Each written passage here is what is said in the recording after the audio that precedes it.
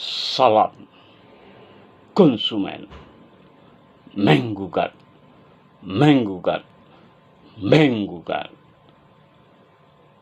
Ketemu lagi kan channel hebat konsumen menggugat, channel yang memberikan solusi dan tip penyelesaian sengketa keperdataan antara pelaku usaha dengan konsumen. Hope jangan lupa subscribe, like, dan lonceng untuk menandai kehadiran saya di mata Anda. Waspada, sewa menyewa mobil. Ya, sewa menyewa mobil. Sewa menyewa mobil di awalnya antara pelaku usaha dan konsumen, atau yang kita sebut pelaku usaha rental mobil, saling ketawa pada awalnya. Kenapa tidak?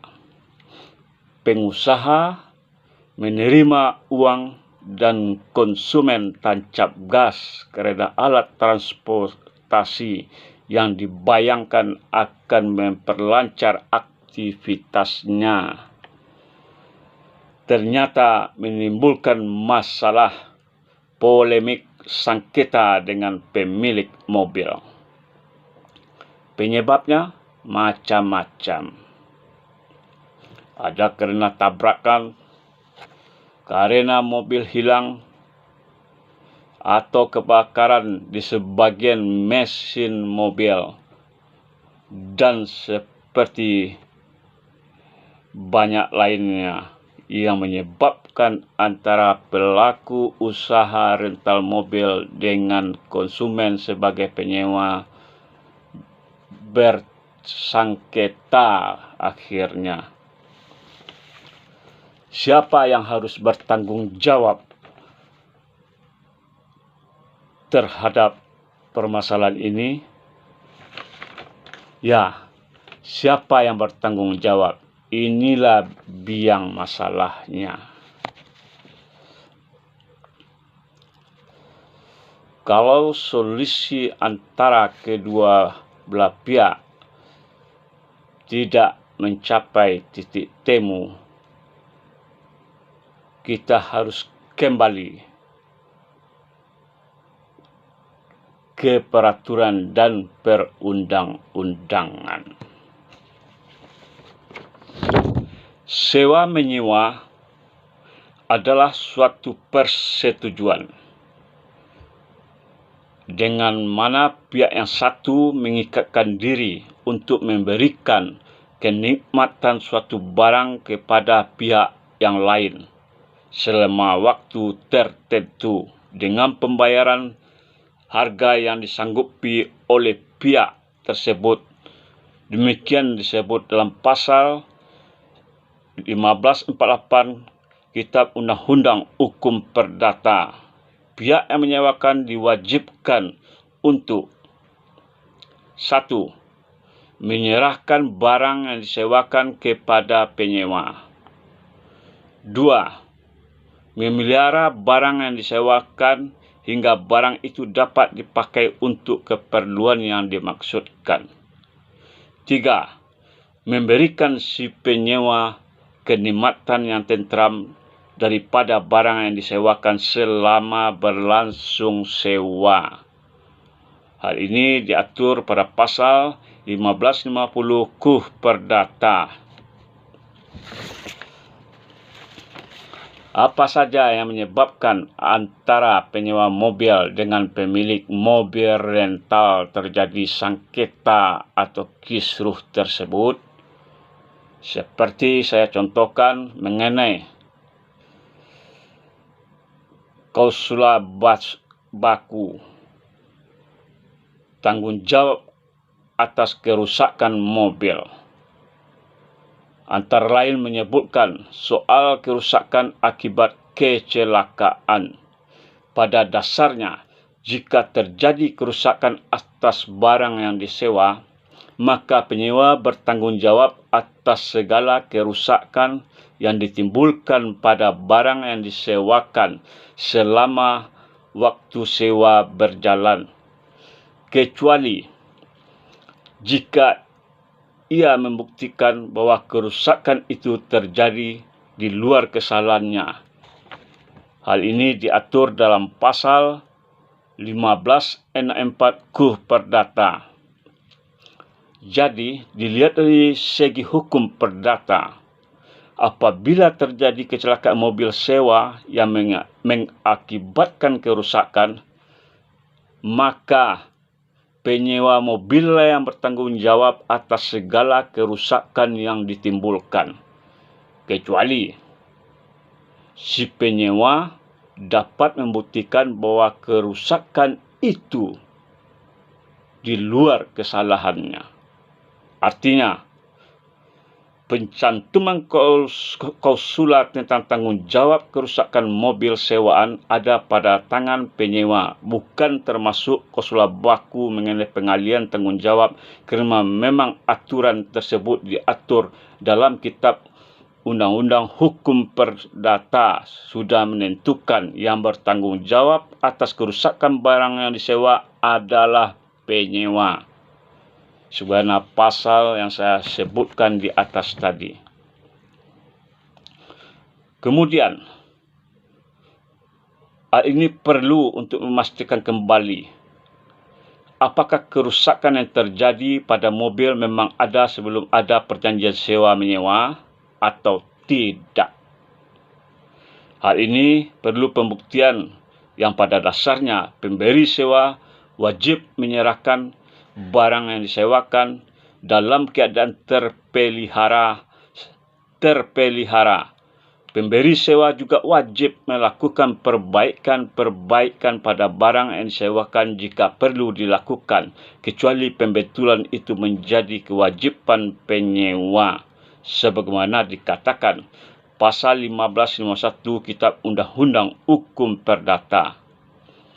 Selain itu, masih terkait dengan cacatnya barang yang disewakan, pihak yang menyewakan harus menanggung si penyewa terhadap semua cacat dari barang yang disewakan yang merintangi pemakaian barang tersebut, biarpun pihak yang menyewakan itu sendiri tidak mengetahuinya pada waktu dibuatnya perjanjian sewa menyewa.